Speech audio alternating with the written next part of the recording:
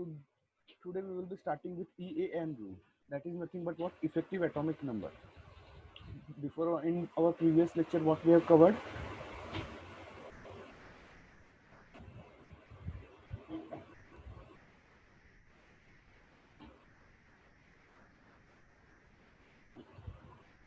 We completed a nomenclature, that is the IUPAC nomenclature of the compound. In coordination compound IUPAC nomenclature ke what all the rules we have studied that. Then also we have completed homoleptic and heteroleptic ligand. Homoleptic means classification of the coordination compounds. On the basis there are two types of classification.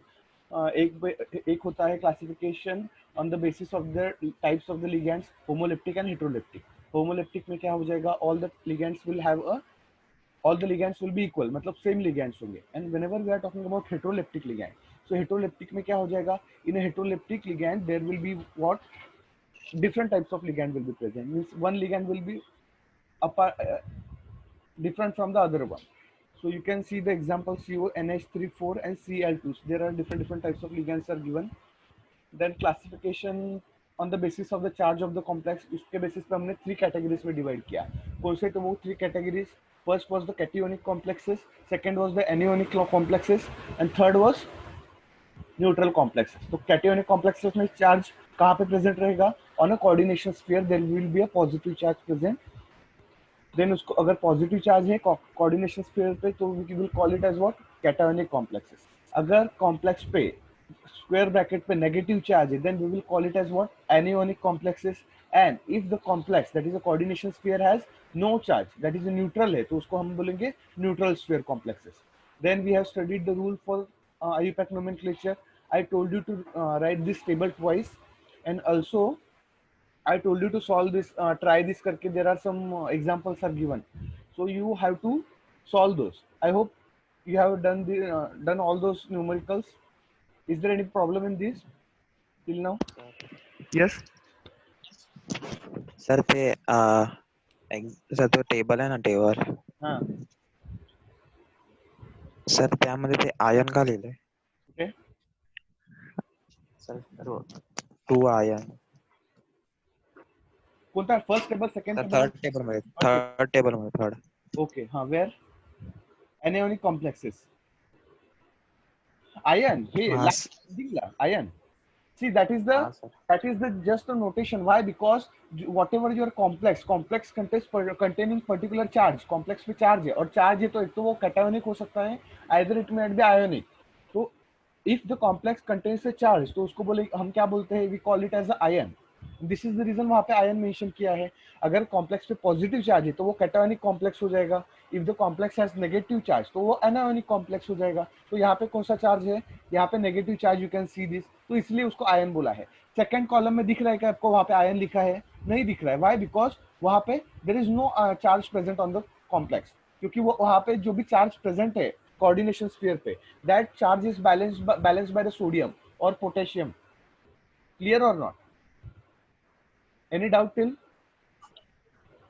Sir आणि ह्याच्यामध्ये पण दिलंय ना third column आहे ना कॅटायनिक complex, त्याच्यामध्ये नाही दिलं. Third column cationic complexes. हाँ, तो इथे पण थर्ड कॉलम में भी है ना आयन. सर लास्ट सी वाला बघा ना. चला, इट माइट बी मिस, मतलब रह गया होगा. Printing mistake I can't say, but it is misplaced, so that doesn't mean that doesn't carries any weightage. Important is the IUPAC nomenclature, that's it. Ion you may write, may not write, that doesn't carry any weightage. Okay, so simple important thing is we just have to draw the properly IUPAC nomenclature. Ion है IUPAC में नहीं आता है. First thing, ion is not a part of IUPAC nomenclature. Ion इसलिए बोल रहे because the complex is having particular charge. Clear? हाँ sir. हाँ. So I hope you have done with this. So today I will be starting with the EAN rule, that is effective atomic number rule. So what EAN stands for? Whenever we are talking about coordination compound, we always try to find coordination compound. Each compound try to always stabilize itself. Compound क्या करेगा? It will try to stabilize itself. So in order to stabilize, वो क्या करेगा? There are particular rules in a chemistry for each and every compound to become a stable. जैसे कि हमने atoms के लिए लिखा था. Atoms क्या करते हैं? In order to make themselves stable, they try to gain a nearest noble electronic configuration. Noble gases कौन से रहते हैं? Group 18 element. So what atoms do? They try to attain electronic configuration to that of the nearest noble gas. मतलब एक तो helium का ले लेगा, हीलियम का को कितना है outermost electron 2, otherwise neon, argon, krypton उसमें कितने हैं आउटर मोस्ट इलेक्ट्रॉन 8 या 18. Accordingly they will try to gain a stable electronic configuration in outermost shell. Atom के बारे में हमने देखा था. We always talk about octet rule if you remember. Atom अगर क्लोरीन के आउटर मोस्ट में 7 इलेक्ट्रॉन है, so in order to become a stable वो क्या करता है? Nearest noble gas. तो क्लोरीन के नियर कौन सा है? Chlorine is a 17 group and 18 group में क्या है? Noble gases. तो वो क्या करेगा? 18 इलेक्ट्रॉनिक का कॉन्फ़िगरेशन अचीव करने के लिए वो एक इलेक्ट्रॉन एक्सेप्ट करेगा और it will achieve the electronic configuration to that of the 18 group. So similarly, coordination compounds क्या करते हैं? To become a more stable, what they do? They try to attain a nearest noble gas electronic configuration. Compound भी क्या कर? Compound में क्या? Whenever we are talking about coordination compound, I am particularly talking about central metal. Central metal जो भी रहेगा, whatever it is, it might be iron, copper, nickel, whichever the central metal is present, that central metal will try to attain nearest noble gas configuration. And this has been explained by which rule? Effective atomic number rule. Clear है what they are trying to explain in effective atomic number rule? According to effective atomic number rule, a coordination compound will be stable only if the central metal has electronic configuration near equal to that of the noble gas, nearest noble gas. तो कोई भी हो noble gas nearest वाला. तो let's study क्या बता रहे वो.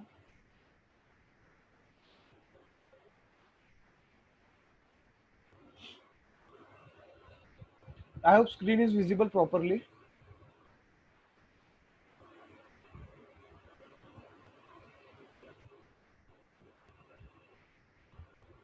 Yes or no? Yes, sir. Okay. So EAN rule. So EAN rule में what they are trying to say? They are, we are finding the stability of the compound. जो भी central में metal रहेगा coordination compound में, we will talk about the stability of that central metal. Stability is found by this formula. EAN का this is the formula for the EAN. EAN is equal to Z minus X plus H. So what is this formula? ये formula क्या देता है? This formula gives you the number of electrons present in a central metal atom. अगर वो 18 है या nearest noble gas के equal है 8, 18, 36, then metal will be stable. अगर नहीं है तो वो अनस्टेबल रहेगा. That is a simple rule है.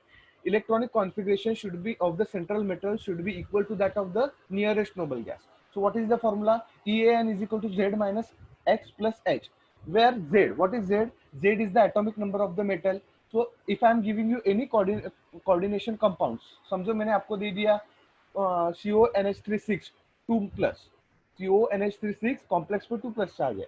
तो which is the metal? CO. What is the atomic number of CO? What is the atomic number of CO? 27. 27. तो यहाँ पे Z की जगह पे क्या डालोगे? You will put a 27 in the place of a Z. Then X. What is the X? Number of electron lost during the formation of the metal ion from its atom. मतलब in short it is nothing but what? Oxidation state of a central metal. Oxidation state कैसे calculate करना है? We have seen already. So whatever the charge is present, अभी यहाँ below what is the example given? See the example. FeCN6 4 minus. तो what Z के जगह पे क्या डालोगे? What you will put instead of Z? First Fe है. Fe atomic number क्या है? Z. What is the atomic number of iron? Fe. 26. 26. हाँ. Then X के जगह पे क्या डालोगे? Number of electron lost during the formation of the metal ion. मतलब आयरन ने कितने इलेक्ट्रॉन्स लूज किए? कितने किए हैं? You can see the charge on the complex कितना है वो. तो चार्ज ऑन कॉम्प्लेक्स -4 है. तो Fe का ऑक्सीडेशन कैलकुलेट करो. ऑक्सीडेशन स्टेट कैलकुलेट करो फास्ट. कितना है? Calculate the oxidation state of Fe. Sir, 2. 2. Okay. तो X का वैल्यू क्या आएगा? 2. Why? Because iron is losing 2 electron. +2 oxidation state है. मतलब क्या हो जाएगा? Iron is losing 2 electron in order to form this metal complex. तो आयरन के X के जगह पे क्या डालोगे? You will put simply 2 at the place of X.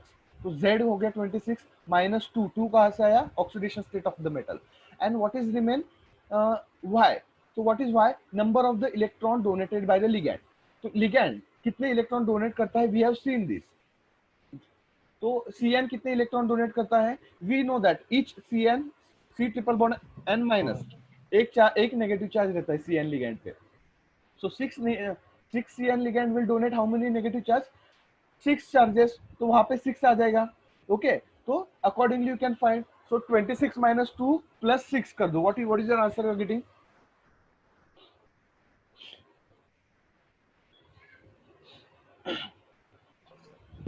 See,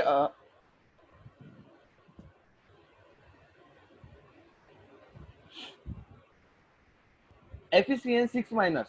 So Fe atomic number 26 minus 2 कहां से आ गया? Oxidation state. -2 कर दिया 24. 24 plus 6 टूजा किया है उन्हें. Why it is 2 multiplied by? Can you tell me why it is multiplied by 2? What they are saying? Number of the electron donated by the ligand. तो ligand कितने इलेक्ट्रॉन डोनेट कर रहा है? Cn. Draw the structure of Cn fast. Cn का structure कैसे draw करते हैं?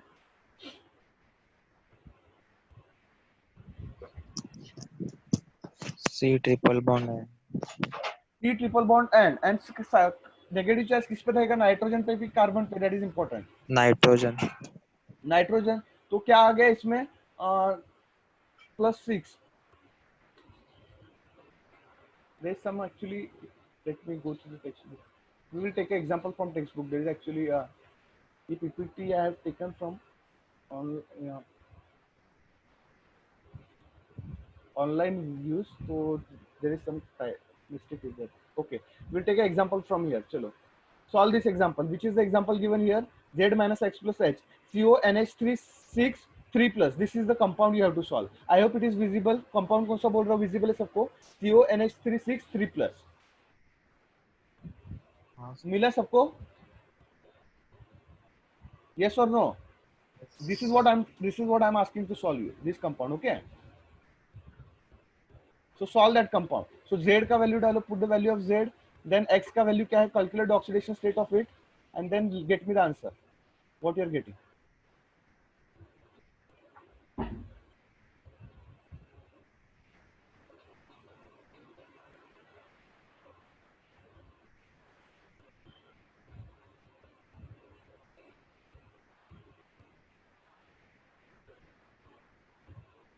Okay, यहाँ पे है. See this compound I am talking about. CO का एटॉमिक नंबर क्या है? फास्ट. Z का वैल्यू क्या आएगा? Tell me. 27. 27. तो 27 Z ले लिया. What is X? X calculate करो. What is oxidation state of the compound in this cobalt? Cobalt में क्या है oxidation state? NH3 is the neutral ligand. कैसे आ गया? फाइंड करो. चलो, कितना आ गया? What is oxidation state? Z.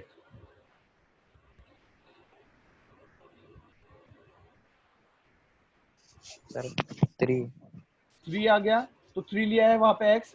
Okay, you can see the here 3 लिया है. Okay, then what is the Y का वैल्यू कैसे फाइंड करोगे? Number of the electron donated by the NH3 ligand to form the complex. तो NH3 ligand है.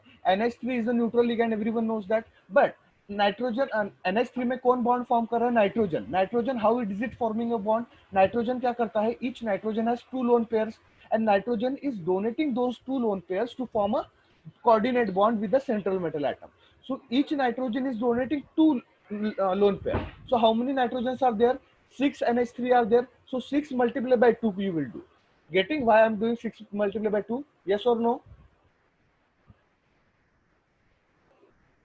Yes or no? Or should I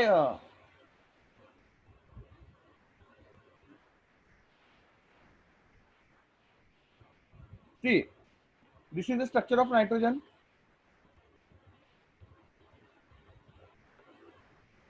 NH3 में क्या होता है? नाइट्रोजन पे how many lone pairs are there? How many lone pairs are there on nitrogen?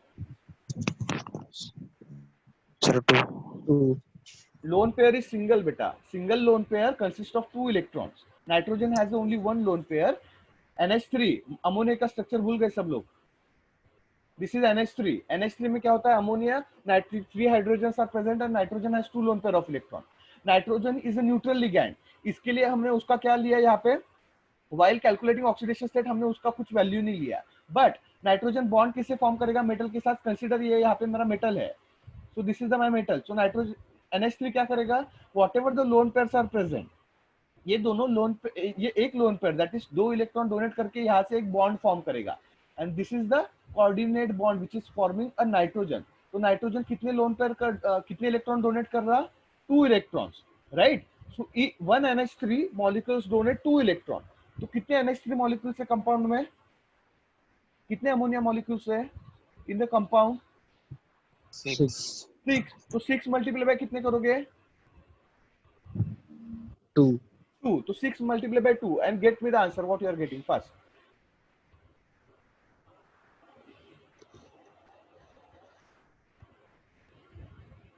Clear है सबको what I'm doing? Devesh? Hello sir, Yes? एकदा परत रिपीट करा ना. Okay okay. बाकी और किसी को डाउट है? समृद्धि, समृद्धि, what about you? Money? no sir. Okay. So let's come back. Okay, I'll explain it one more time because मेरे को पता है आपको एक कंफर्म नहीं है. Okay. So this is my compound. Compound सबको visible है? Yes sir. So this is my compound CONH36. My formula is Z minus X plus Y. What is Z? Z stands for atomic number of the metal. So cobalt. Cobalt का atomic number is 27. तो मैंने Z का value 27 ले लिया. Clear है? Yes or no? Yes sir. Second is X. What is X? X stands for number of the electron donated by the metal in order to form a particular complex. So इतना सब याद रखने से अच्छा है कि you just keep it in mind. X is nothing but oxidation state of the metal. What is X? X is the oxidation state of the metal. So what you will do now? You have to find the oxidation state. तो find oxidation state. Oxidation state कैसे find करना है? We have done in a previous lecture. तो कैसे करोगे? X consider करो X है. तो X कंसीडर करके find the oxidation state of the metal Devesh first. I hope calculating the oxidation state is clear to you. 36 आया sir. ऑक्सीडेशन स्टेट क्लियर है देवेश? हाँ सर, 3 आला. 3 आला. Okay, so X is equal to 3, right.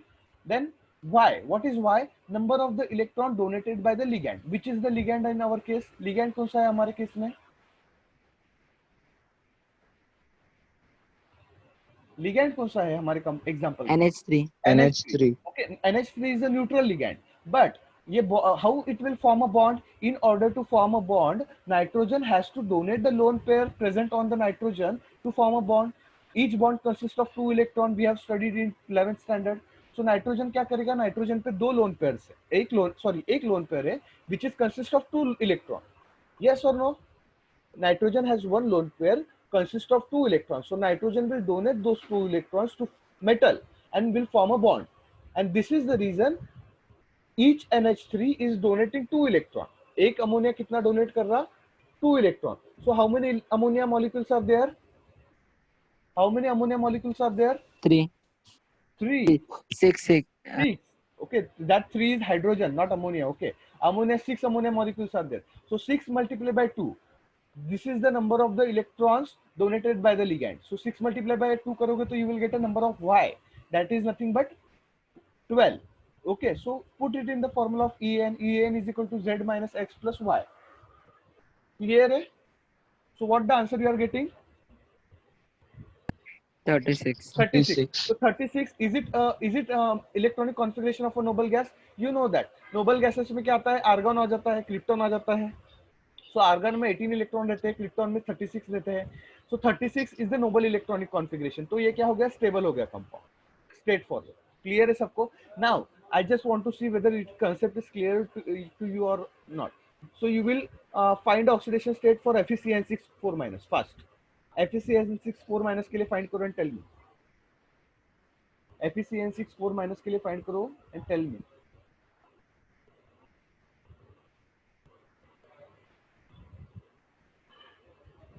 Compound लिख लिया सबने? FeCN6 4- ये वाला कंपाउंड है वो. Okay,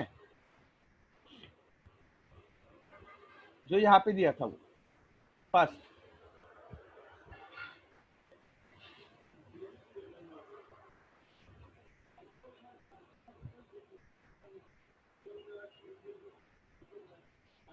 So important is knowing the structure of FeCN. When I was displaying this ये अपना PPT, I haven't explained you ये 6 multiplied by 2 यहाँ पे CN के लिए क्यों किया है. Why I haven't explained? Because I wanted to know you people, do you know the structure of CN or not? हमने CN का स्ट्रक्चर किया है, but what you need to know कि coordinating atom कौन सा है, whether it is carbon or nitrogen, that is the important thing. Okay तो carbon पे कितने इलेक्ट्रॉन्स है और नाइट्रोजन पे कितने इलेक्ट्रॉन्स है, this is important to know. Once you know that then this is also the same simple thing. Okay so आगे आपका, I hope I am audible everyone. हाँ देन कंटिन्यू. सर उसका भी 36 आया. 36 आया. हाउ मतलब वो कैसे आया आपका, will you explain little bit. में यस सर. FeCN 6 का 6 मल्टीप्लाई बाय Sir, 2 किया. I just wanted the answer for why कैसे आ गया. एंड एवरीवन व्हाई 6 into 2 क्यों किया उसने. सर उसमें नाइट्रोजन आणि कार्बन नाइट्रोजन ना में 2 इलेक्ट्रॉन आहेत. Nitrogen and carbon sir 1 lone pair आहे ना. कशावर आहे. कार्बनचं 1 loan. Okay, see, sir carbon आहे. when I did explain you the structure, I told you that carbon कैसे रहता है. C ट्रिपल बॉन्ड आयन का स्ट्रक्चर क्या है, C डबल बॉन्ड रहता है इनिशियली, और वहां पे क्या रहेगा, नाइट्रोजन रहेगा. यहाँ पे क्या रहेगा, nitrogen will be there. Yes और no. This is the now nitrogen has a lone pair. तो नाइट्रोजन क्या करता है, अपने लोन पेयर डोनेट करके थर्ड बॉन्ड फॉर्म करता है. कार्बन का वैलेंसी क्या है, 4 है. नाइट्रोजन के जो दोनों लोन पेयर है, नाइट्रोजन क्या करता है, अपने लोन पेयर डोनेट करके ये थर्ड बॉन्ड बनाता है. So this third bond is due to the what, lone pair present on the nitrogen. So क्या हो गया, कार्बन का वैलेंसी 4 है, आउटर मोस्ट शेल में 4 इलेक्ट्रॉन है. तो कार्बन ने क्या किया, 2 इलेक्ट्रॉन ये फर्स्ट एंड सेकंड नीचे वाले 2 बॉन्ड फॉर्म करने के लिए एक इलेक्ट्रॉन दे दिए. तो 2 electron first and second bond में चले गए इधर, और 2 इलेक्ट्रॉन कार्बन पे एज इट इज प्रेजेंट है. ये स्ट्रक्चर मैंने पहले भी बताया था, इफ यू रिमेंबर. यस और no. Yes. Okay. See, I am unable to draw it on the laptop, so थोड़ा सा प्रॉब्लम आ रहा है इसमें. मोबाइल पे I can draw it easily. So try to understand. Carbon पे 2 lone electron as it is है, 1 lone pair, 2 electrons are present on the carbon, and this third bond is due to the nitrogen lone pair. So what ये इसका structure book में भी दिया है. If you go just scroll up upside, you can get the structure.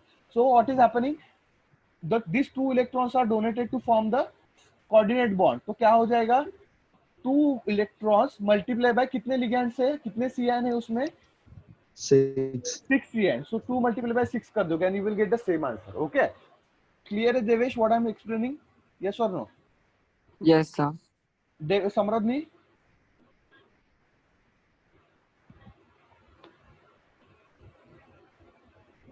So just go through the second example, ZnNH3 4 2+ fast without wasting time.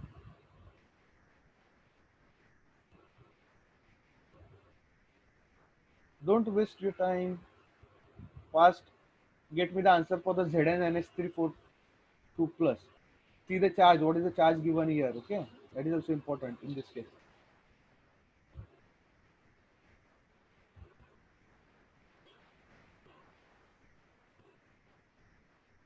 Samruddhi, is it clear to you?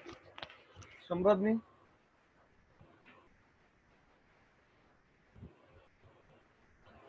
तो Zn atomic number क्या है? What is the value of Z? 30. तो 30 डाल दो. Okay, what is the 36 देते हैं. what is the x? X का value क्या आ जाएगा? X का वैल्यू क्या आ जाएगा इसमें? 2. तो 30 minus 2. 30 minus 2 करोगे तो कितना आ जाएगा? 28. और 28 में कितना ऐड करोगे आप? 8 electron, right? Why? Because 4 ammonia molecules are there. Each ammonia donate, it is a neutral ligand, but in order to form a bond with the metal, वो क्या करता है, 2 इलेक्ट्रॉन डोनेट करता है. This is the reason you will multiply by 4 multiply by 2, so you will get answer here. Okay, I hope I am clear everyone. EN rule clear है सबको? Everyone?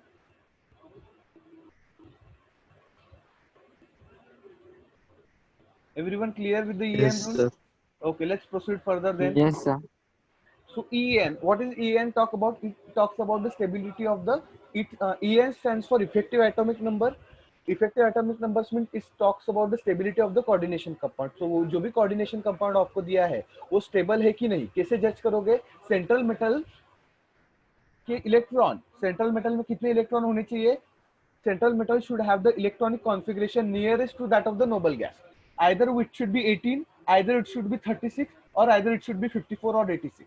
तो इसमें से कोई भी हुआ तो चलेगा। अभी हमने जो भी एग्जांपल सॉल्व किया उसमें 36 ही आ रहा है, बट अगर उसमें 18 आ गया answer then also it is okay, absolutely fine.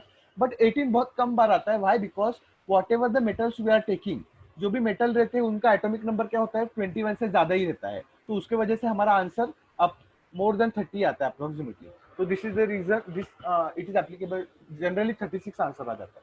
Clear है सबको? So let me proceed further.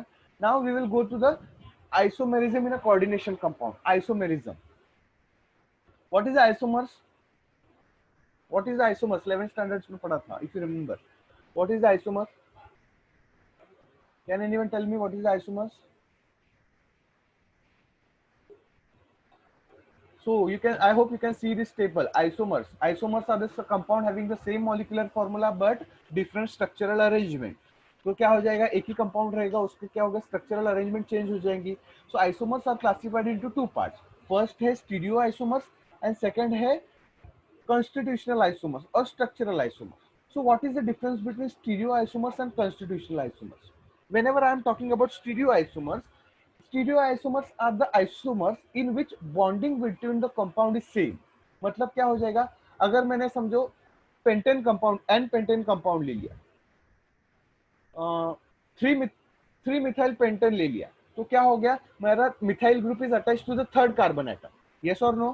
तो what will happen if I want to draw the stereoisomers and constitutional isomers of 3 methyl pentane? So what I will do, मैं क्या करूंगा? stereoisomers में क्या हो जाएगा? The bonding between the atom will same.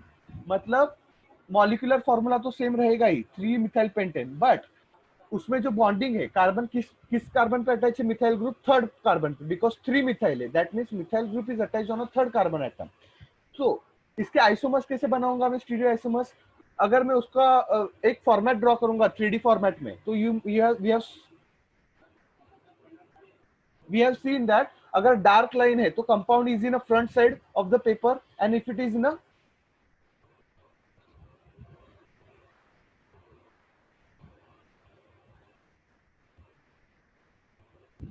hello, am I audible?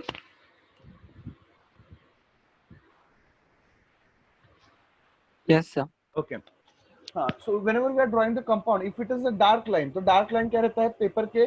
It is in the front side and dotted line is in the back side. Wedge structure हमने draw किया था, if you remember. तो उसमें क्या हो जाता है? Compound has the same formula, but what is happening? Whenever we are arranging that compound in a space में जब हम उसको अरेंज करते हैं तो क्या हो जाता है? उसका अरेंजमेंट चेंज हो जाता है। मतलब फर्स्ट केस में क्या रहेगा? मिथाइल कंपाउंड फ्रंट साइड में रहेगा। सेकंड केस में क्या रहेगा? वो सिर्फ बैक साइड रहेगा, but still it will be on a third carbon atom only.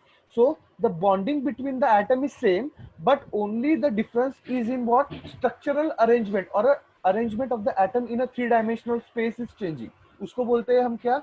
Stereoisomers. Stereoisomers are the compound having the same molecular formula, same bonding of the atom, but only differing in a 3-dimensional arrangement of the atom. अगर एक में वो front आ रहा है, जैसे कि हमने देखा था हाइड्रोजन फ्रंट रहेगा तो उसको डार्क लाइन से रिप्रेजेंट करते हैं। अगर उसको मैंने सेकंड स्ट्रक्चर में बैक साइड में कर दिया तो उसको डॉटेड लाइन से रिप्रेजेंट करूंगा। तो स्ट्रक्चर सेम है, फॉर्मूला भी सेम है, कंपाउंड भी सेम है, but what is happening? Stereo का मतलब होता है space, spatial arrangement is changing. Front side और बैक साइड, इस राइट हैंड साइड में तो लेफ्ट हैंड साइड में हो जाएगा। क्लियर है what is stereo isomers everyone? Yes और नो? इसके एग्जांपल्स देखेंगे तो और क्लियर हो जाएगा। But right now are you getting the glass what is I am going to cover in stereo isomers? Yes और no?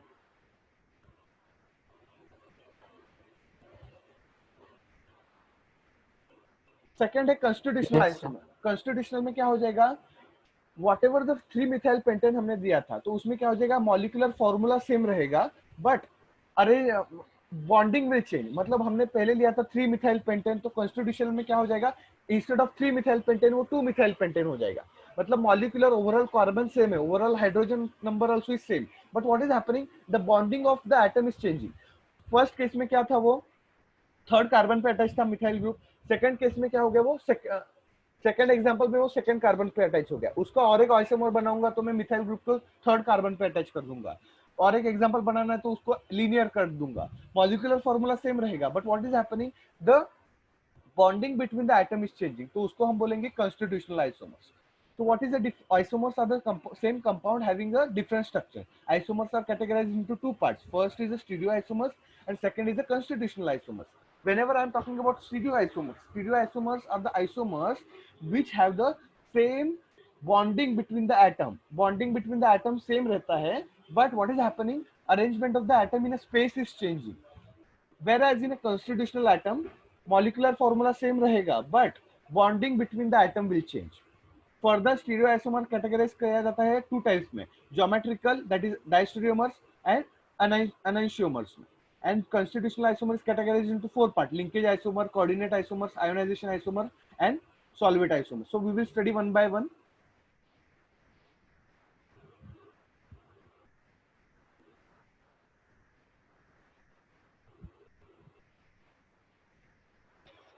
So this is the chart representation. Let's proceed. First क्या उन्होंने दिया है,